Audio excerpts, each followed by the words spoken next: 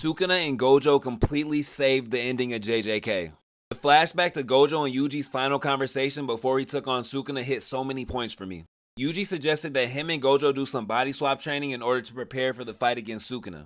Gojo declined, which kinda threw Yuji back a little bit. Now, the fact that Gojo declined isn't really what makes this so powerful, it's really the reason why he declined. Gojo tells Yuji he wants him to think more about the future. And that yes, while there is a dream that he hopes they could carry on for him in case he passes, he also wants them to live out their own dreams. Because if he does end up losing to Sukuna, at some point they'll end up growing up more than he ever did.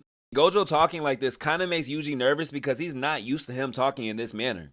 That's Satoru Gojo talking. There is no what if I lose or just in case I lose. I'ma win. Nah, I'd win, right?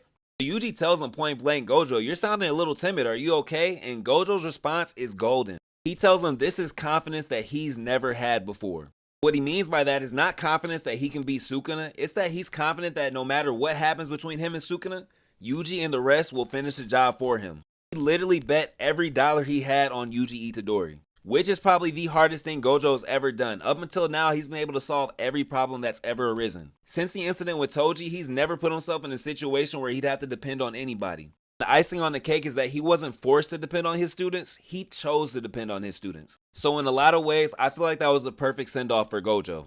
And then right after that, we got the Yuji and Sukuna conversation. So the final plot twist was that Sukuna went north, which is crazy to think about after watching him run the gauntlet of the entire verse. Yuji tried to talk no jutsu him and it seemed like it didn't work, but in a lot of ways, Yuji's domain expansion worked exactly how he hoped it would. So in the last few pages, we see Mahito and Sukuna meet in the Pathway of Souls. And here we see Mahito trying to convince Sukuna to admit that he was lying to himself and others about his ambitions, accusing Sukuna of not living for himself and being driven by his own selfish desires. Essentially trying to egg Sukuna on, telling him that he really wanted revenge against those who persecuted and resented the curse. And at first, Sukuna goes with it. He said, I chose to live the only way I knew how. And then he began to think to himself as if he remembered something from the past, saying, actually, he did have a different path to walk. Then we see Sukuna standing at a crossroads with a woman on the left and a person on the right, in which he says, I actually had two paths I could have walked.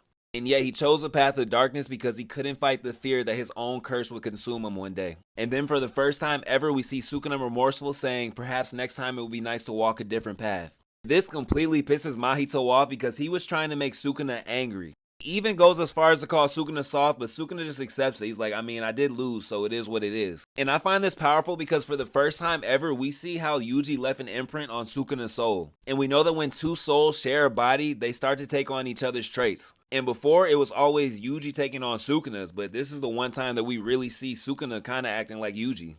Now, don't get me wrong, I don't think that this completely saves the ending of JJK, but it does make it a lot better to where I feel comfortable with it. It still feels rushed, it still feels way too fast paced, but I can live with this. Y'all let me know what y'all think in the comments.